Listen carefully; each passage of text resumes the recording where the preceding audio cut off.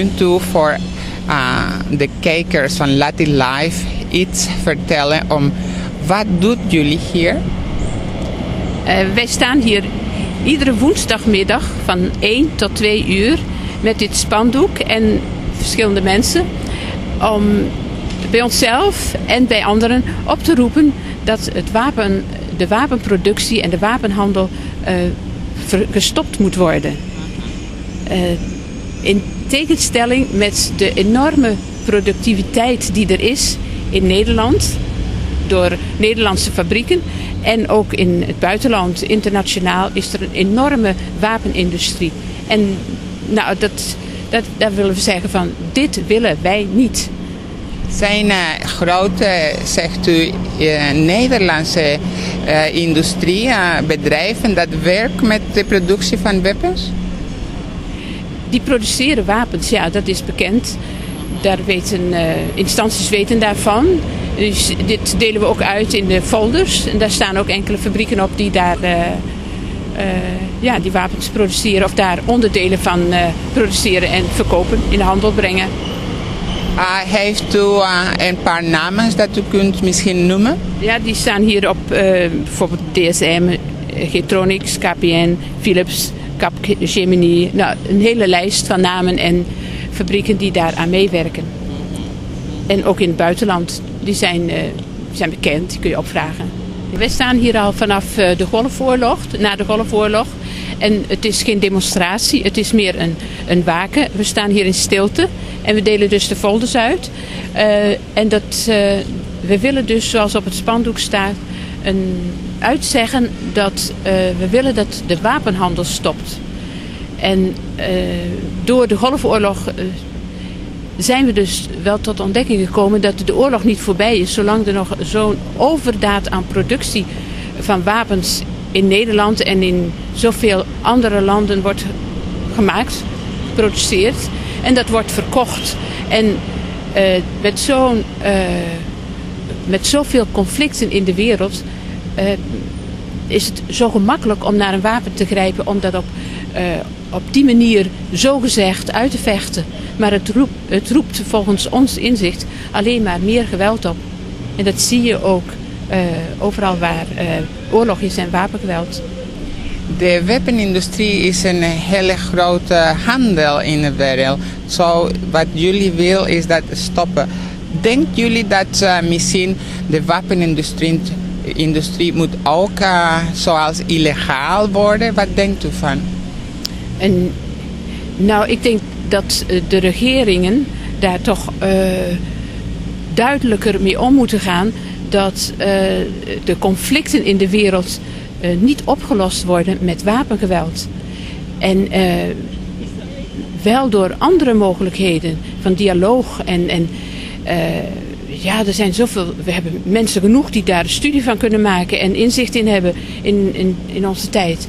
En toch grijpt men veel te veel naar die wapens, omdat dat dus ook zoveel opbrengt. Veel geld opbrengt voor de landen. En uzelf, wat voor reden heeft u aan zo'n ding te doen? Bent u christelijk of zo? Waarom doe je dit? Ik ben zeker vanuit een religieuze hoek doe ik dit. Maar ook vanuit het inzicht wat je door de jaren krijgt, dat conflicten niet opgelost worden met wapens. En de oriëntatie, bijvoorbeeld het geweldloze verzet, heeft in de geschiedenis ook dikwijls wonderlijke nieuwe krachten opgeroepen. En ook vanuit de Franciscaanse hoek en vanuit de christelijke hoek. Ja, maar ook, er zijn zoveel andere godsdiensten die daarmee bezig zijn. Het boeddhisme bijvoorbeeld, die daar ook een duidelijk teken in willen zijn. Ja. De gegevens in de folder die zijn achterhaald. Die zijn dus hoger en nieuwer. En daar staan ook geen preventieve cijfers in. Als je bijvoorbeeld in gezondheidszorg en milieu, dan preventief. U kunt ze vinden bij SIPRI, dat is het Stockholm International Peace Research Institute. En het heeft ook een www-adres. Dat kan ik niet zo geven, maar daar zijn de actuele cijfers. Er staan in de folder 1000 miljard, maar ik heb gehoord het is inmiddels 1700 miljard. Aha. Om de actuele cijfers en ook te vergelijken met de bedragen die in gezondheidszorg en in milieubescherming, hè, dus de preventieve gelden die beschikbaar worden gesteld. Die vergelijking is natuurlijk interessant. Hartelijk bedankt.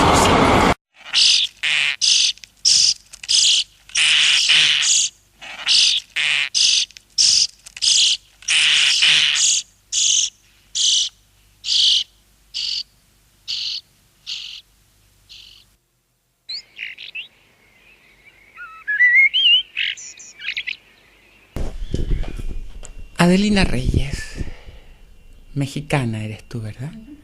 Cuéntanos, ¿cuántos años hace que estás pintando?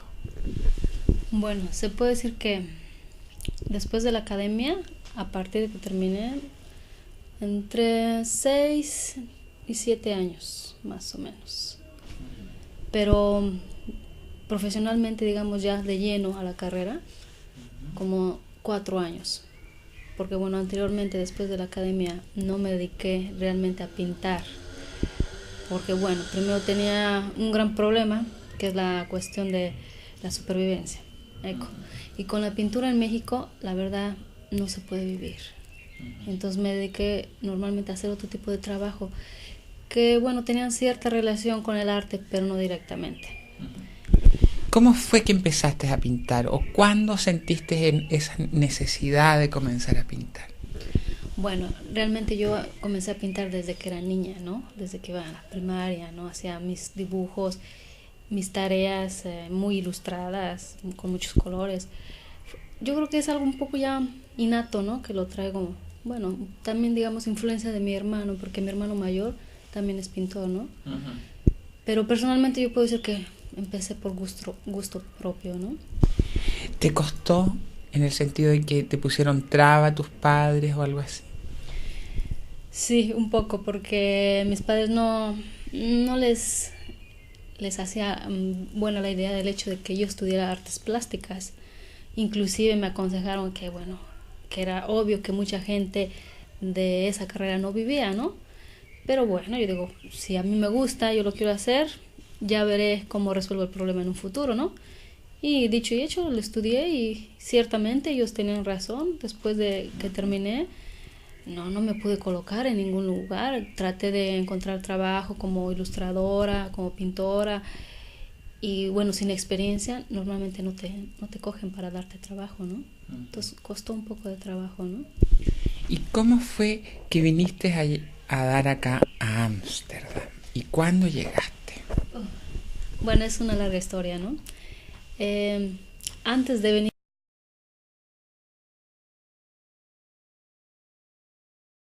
estudios, porque me dieron una beca. ¿Dónde? A Génova. Estuve entre año y medio y 2 años viviendo en Génova, terminando parte de mis estudios. Y después de ahí, de estar en Italia, tenía por acá yo una amiga a la cual me invitó a venir, ¿no? Uh-huh. Y bueno, yo tomé la palabra y vine a Ámsterdam. Terminaste aquí en Ámsterdam. Bueno, no terminaste, pero viniste a dar por acá. Ajá.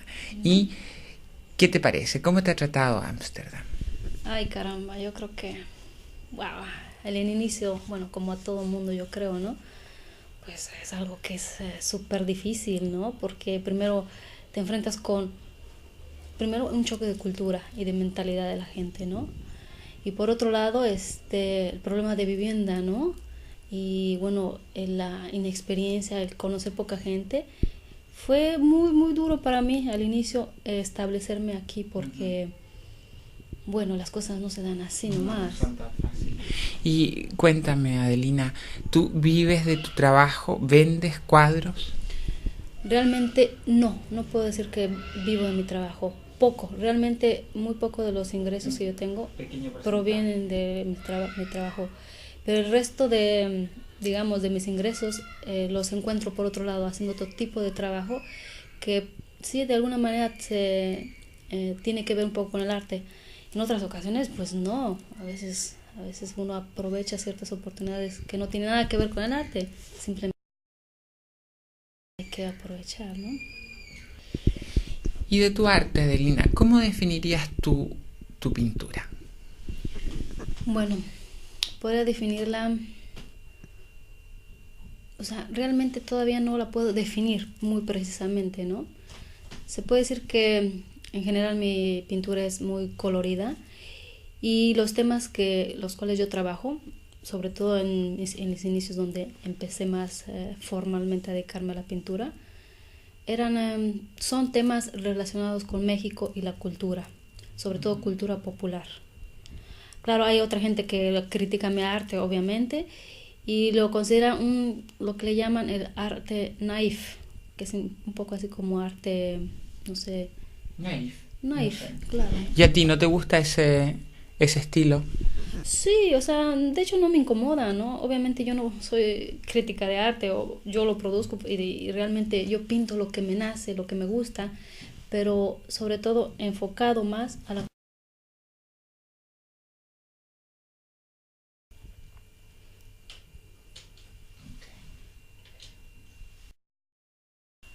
¿Y cómo empezaste? ¿Qué tipo de arte o qué tipo de trabajos te sacó adelante? Digamos que ya después de la academia lo que me sacó un poco a flote fueron los trabajos a particulares. Por ejemplo, yo hacía mucho el retrato a lápiz o a color que normalmente la gente me pedía, ¿no? Y sí, de alguna manera eso me sacaba de apuros, ¿no?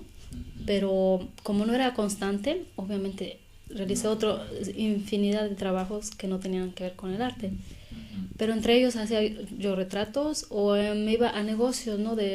Sobre todo panaderías, porque hay una fecha específica en México, que es el Día de los Santos Difuntos, que para hacerle propaganda al pan de muerto, que es muy especial para esas fechas, pues yo iba y prestaba mis servicios.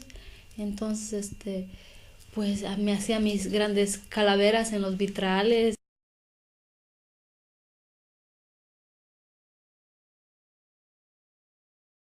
De ingresos, ¿no? Y acá en Ámsterdam, ¿dónde has expuesto? Bueno, en muchos y variados lugares.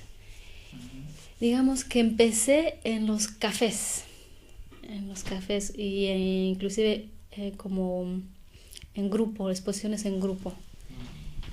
Posteriormente, poco a poco, ya con mis años de experiencia, bueno, ya empecé a dominar más la técnica y empecé a hacer mis primeras exposiciones individuales.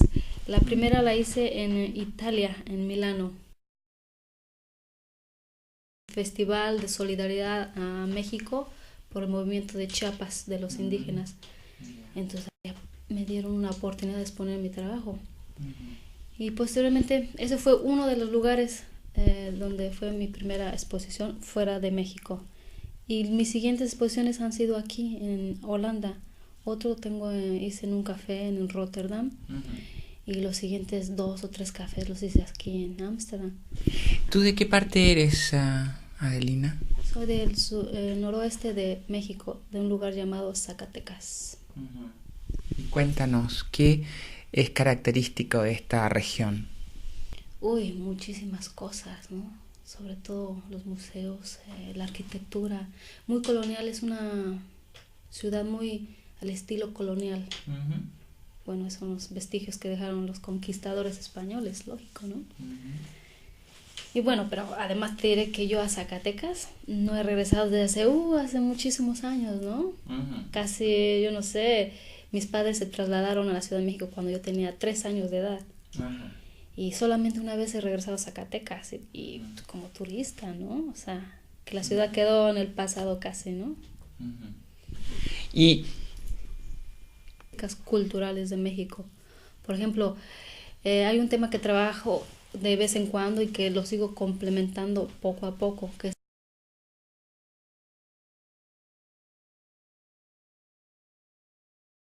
Y bueno, hay gente que me ha preguntado por qué religión católica, ¿no? México se caracteriza por ser un país muy católico, ¿no?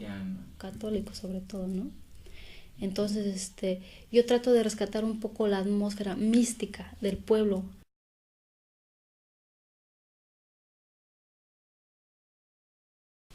Que se le presenta, ¿no? Y no es como... O sea que está en gran parte inspirado, digamos, por la religión. Sí y no, o sea, sobre todo más es la fe y el misticismo que el pueblo, con los ojos que ve el pueblo, la religión. No tanto la religión como medio de dominación, porque no me inclino a ese lado, ¿no? Es más la fe que tiene el pueblo, ¿no? Ante todos esos... ¿Y cómo ves tú esa fe? Yo la veo muy real, muy verdadera, inclusive pues muy honesta para el pueblo, ¿no? Además es algo necesario al pueblo mexicano, ¿no? Bueno, yo supongo que todo el pueblo latinoamericano, pero en este caso hablo del pueblo mexicano en particular. La gente es muy devota, ¿no? Cree realmente en Dios, en los santos, en las vírgenes, pero con todo su corazón. A pesar de todas las situaciones y todos los ciclones y tormentas y problemas, sí, o sea, y yo creo que esa es una de las razones por qué el pueblo se inclina más a creer en toda una gama de santos y vírgenes, porque es como un escape a sus problemas, a sus preocupaciones, y crea toda una serie de actividades, ¿no? O sea, la gente llega a tal grado de sacrificar su personalidad por pedir un pequeño milagro. Tiene a su hijo muy enfermo, va y pide a la Virgen de Guadalupe su salvación, y si por alguna razón el niño se salva, bueno, la Virgen, la persona le rinde culto a esa Virgen, ¿no? O le pagará la promesa que en algún momento le hizo. Exactamente. Entonces, todas esas características que caracterizan las actitudes de un pueblo, se me hace algo así como, es algo grandioso, ¿no? O sea... ¿Tú eres creyente? Creyente, por supuesto, pero no católica, que es otra cosa, ¿no? Creyente. O sea, como yo también haces la diferencia entre lo que es Cristo, su enseñanza, el cristianismo y las religiones. Exactamente. O sea, en pocas palabras, soy creyente, pero no como lo difunde la Iglesia Católica. Ajá. O sea, que no eres una persona que hace, digamos, que rinde culto a la religión, yendo a misa. No. Y ese tipo de cosas no, pero sí crees en Dios. Exactamente, esa es la clave, exactamente. Y en la Virgen de Guadalupe seguramente que es la Virgen mexicana, ¿no? Bueno, incluso los mexicanos decimos es la Madre de Dios, ¿no? Bueno, tengo mis respetos y mis reservas ante ello, ¿no? ¿Has hecho alguna vez tú alguna promesa? Que yo recuerde. Sí, pero no a ninguno de los santos, ¿eh? No. ¿Y te resultó? Sí. Cuéntanos, ¿qué pediste? ¿Cómo fue la promesa? ¿Se puede? Es algo privado. ¿Tenía que ver con alguna relación afectiva? Sí, por supuesto. Claro, tenía mucho que ver con eso, ¿no? Me reservo eso. Okay. That's it. Sí. Cuéntanos, Adelina, ¿tú tienes tu pareja? ¿Eres sola? Sí, mira, realmente tiene poco que me casé, ¿eh? Sí. Tengo, bueno, ya van para 4 años que estoy aquí en Holanda, y cuando llegué aquí conocí a una persona muy linda que en sus inicios me echó mucho la mano, me ayudó mucho, y bueno, obviamente con el trato de los años te llegas a enamorar, lógico, hasta que al final resultó un casamiento. Y dije, claro que sí, por supuesto. ¿Piensas tener hijos? Claro que sí. ¿Y piensas enseñarles a pintar también? Por supuesto, claro. ¿Y dónde estudiaste? Artes visuales en México, en la Academia de San Carlos. ¿Cuánto te duró eso? Y en total fueron 6 años. Y bueno, lo complementé con algunos cursos, ¿no? Por aquí y por allá, y prácticas. ¿Tienes algún proyecto de exposiciones? Sí, muchos. Digamos que actualmente proyectos de exposición ya están 2 en marcha, ¿no? Y para el futuro, obviamente, tengo más proyectos, ¿no? Cuéntanos de esas exposiciones que tienes en este momento. Bueno, mira, en Frauenhaus, Frauenhaus, en Nieuw Herengracht, tengo ahora actualmente una exposición que empezó, el opening fue el domingo pasado. Ajá, Frauenhaus, in the Herengracht. ¿Qué dirección? Nieuw Herengracht 95. Nieuw Herengracht 95. Nieuw Herengracht, exactamente. La mayoría de cuadros era un tema mezclado, eran sobre todo santos, vírgenes, pero también mezclado con el rito que se le hace a los santos difuntos en México. Ajá. O sea, había... El Día de los Muertos. Exactamente, calaveras, todo eso. ¿Y ahora esta otra exposición que estás proyectando, dónde va? Sí, otra exposición está ahorita actualmente. Empezó el martes pasado, o sea, el 9 de junio, y está en el Palacio de Justicia de Arnhem. Y esa exposición es totalmente diferente porque manejo otros temas, porque realmente los de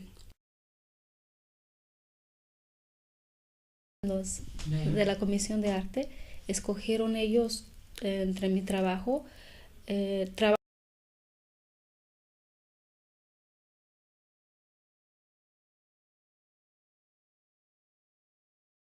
particularmente me gusta un insecto pequeño que en México le llamamos la Catarina.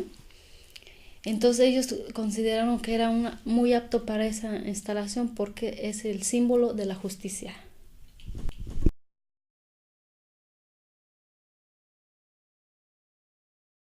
Metro y medio, 2 metros, son trabajos muy grandes, ¿no? Hasta el día.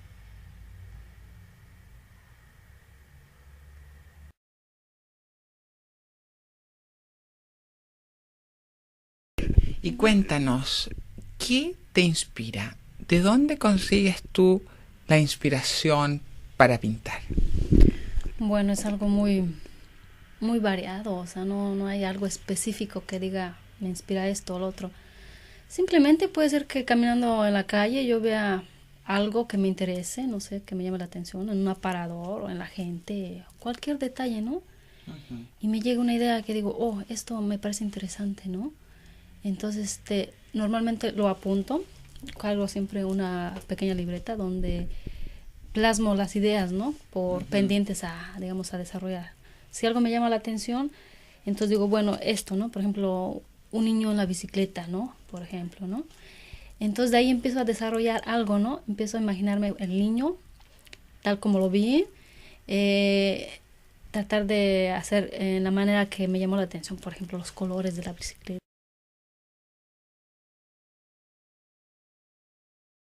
¿Pintas un par de horas al día o pintas por inspiración?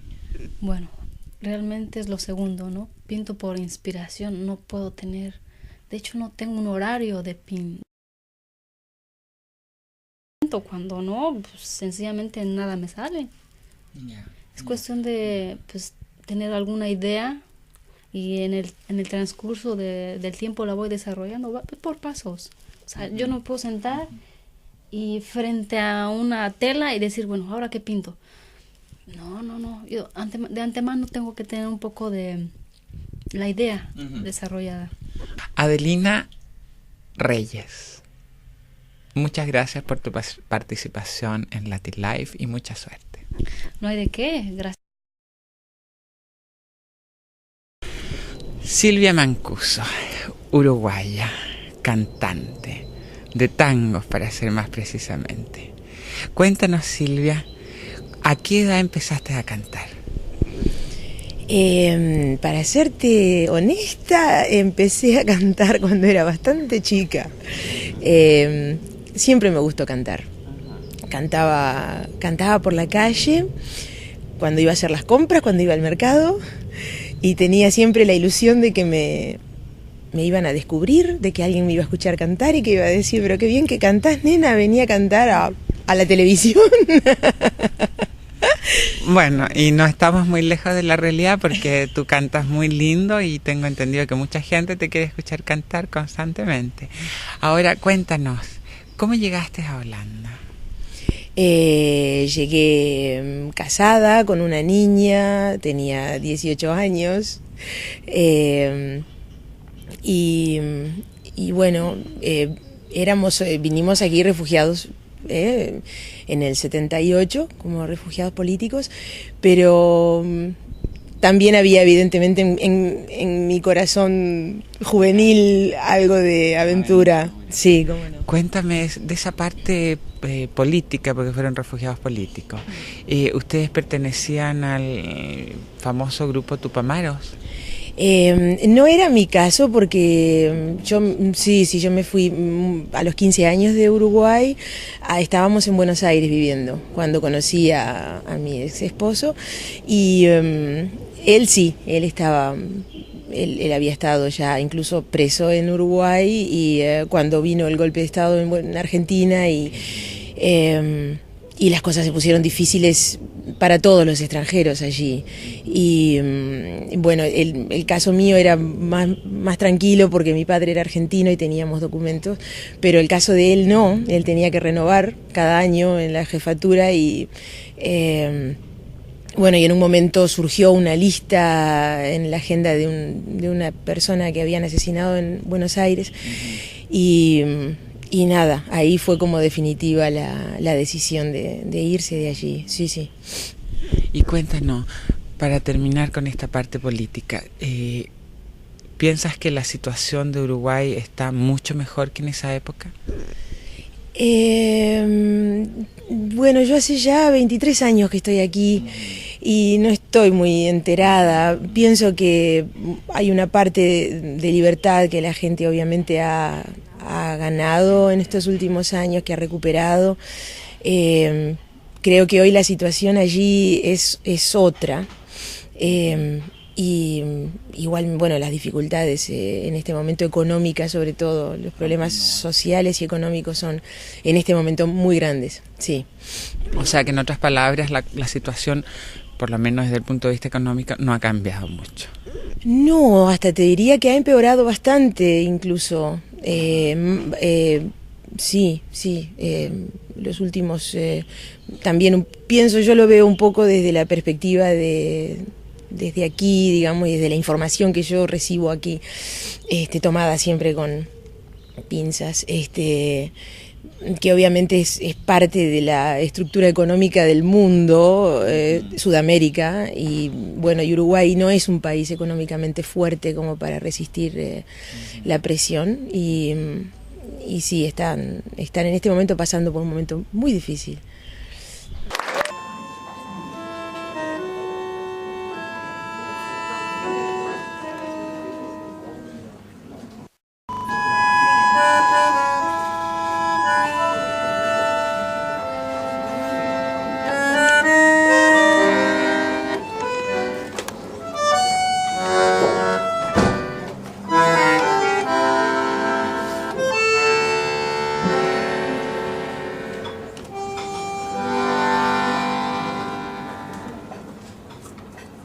Acaricia mi sueño, suave murmullo de tu suspirar. Cómo ríe la vida si tus ojos negros me quieren mirar.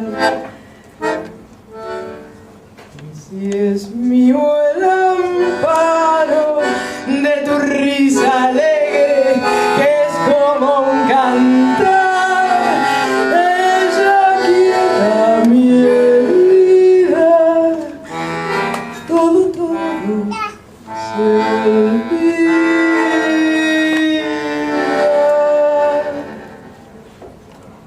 El día que quieres, la rosa que engalana se vestirá de fiesta con su mejor color, y al viento las campanas dirán que ella es mía, y locas las fontanas se contarán tu amor.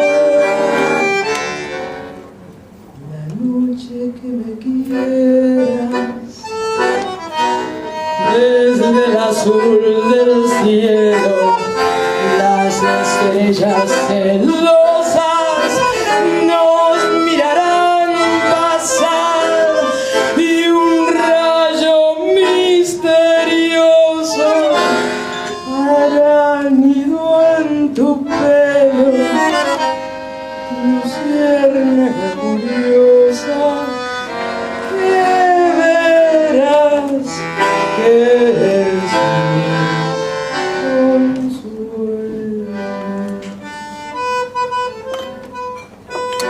El día que me quieras, no habrá más que armonías, será clara la aurora y alegre el manantial, traerá quieta la brisa rumor de melodías, y cantará las fuentes su canto de cristal. El día que me quieras, endulzará sus cuerdas el pájaro cantor, renacerá la vida, no existirá el dolor.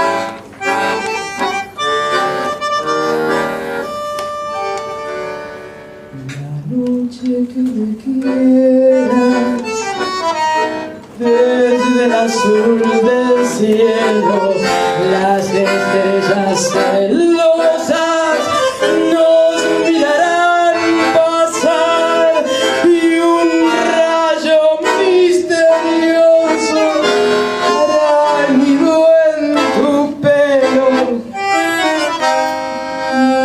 luciérnaga curiosa, eres mi consuelo.